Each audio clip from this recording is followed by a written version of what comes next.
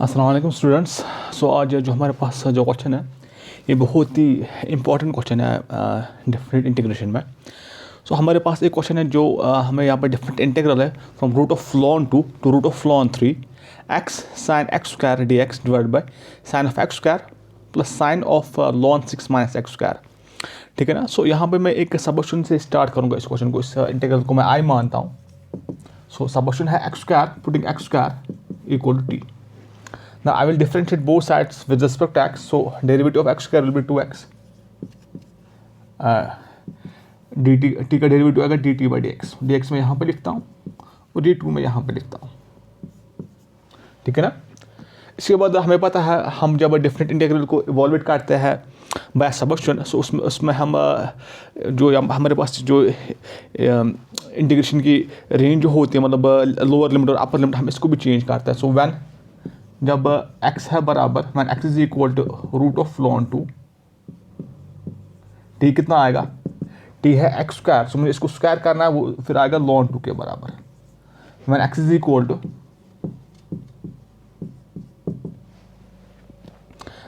Equal to root of ln 3,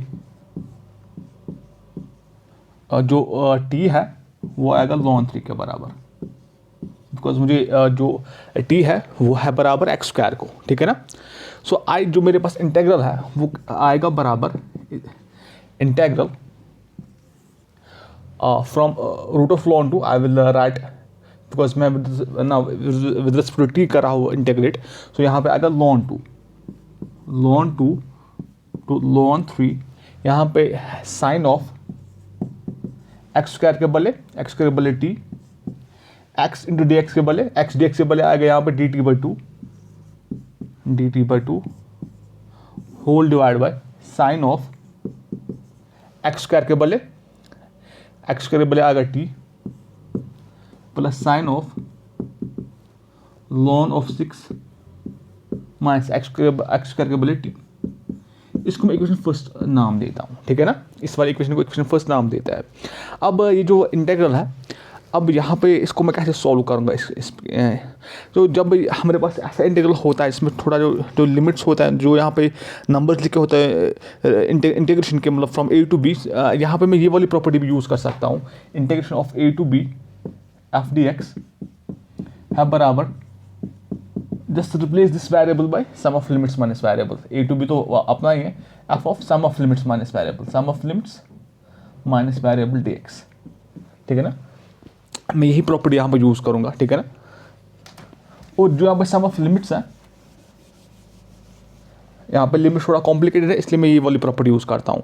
और अब जो यहाँ पे सम ऑफ लिमिट्स है वो कितना आ रहा है, अब मैं वो देखूँगा सम ऑफ लिमिट्स में, यहाँ से लिखूँगा सम ऑफ लिमिट्स आएगा ln 2 plus ln 3, ln m plus ln m कितना होता है, वो होता है ln mn। सो 2 इंटू 3 आएगा 6। सो सम of limits is ln 6।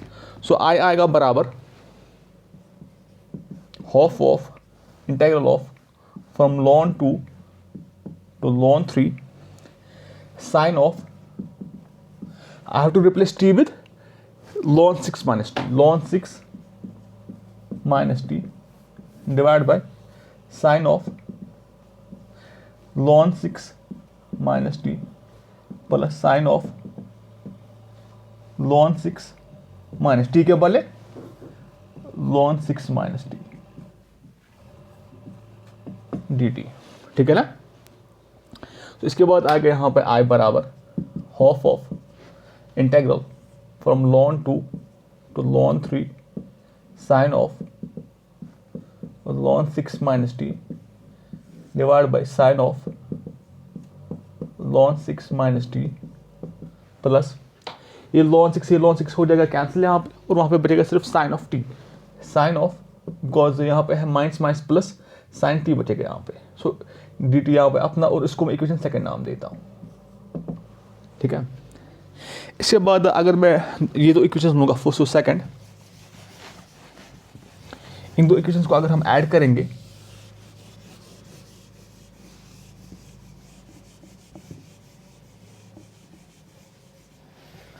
adding equation first and second, adding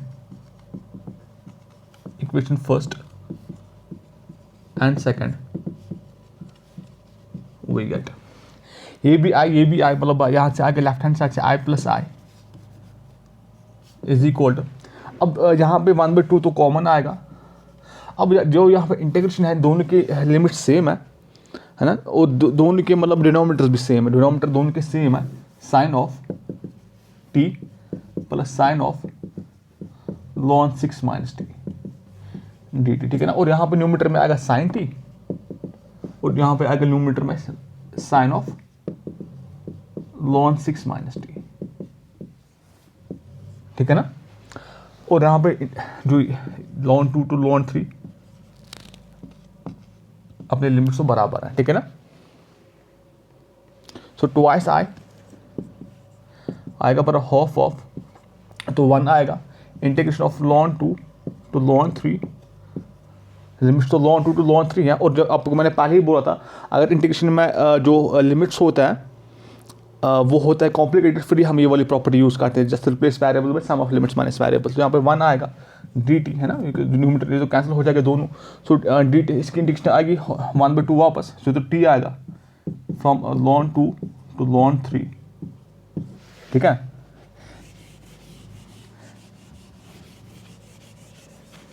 so 2i आएगा बराबर 1/2 upper limit ln 3 minus lower limit ln 2। सो वो आएगा बराबर log m minus log m की प्रॉपर्टी यूज़ करेंगे, ln ऑफ 3/2, और ये i का वैल्यू आएगा यहाँ पे 2 आएगा यहाँ पे डिनोमिनेटर में। So finally value is 1/4 ln 3/2। तो इसलिए मैंने ये यूज़ किया यहाँ पे ये वाली प्रॉपर्टी, बिकॉज जो लिमिट्स ऑफ इंटीग्रेशन थे वो थोड़ा कॉम्प्लिकेटेड थे, मतलब वहाँ पर रूट ऑफ ln 2 था और upper limit root of ln 3 था, ठीक है ना। इसलिए मैंने ये वाली प्रॉपर्टी यूज़ की। तो इस प्रॉपर्टी में हमें क्या करना होता है, replace the variable by sum of limits minus variable, ठीक है। So finally the answer is 1/4 ln 3/2। Thank you.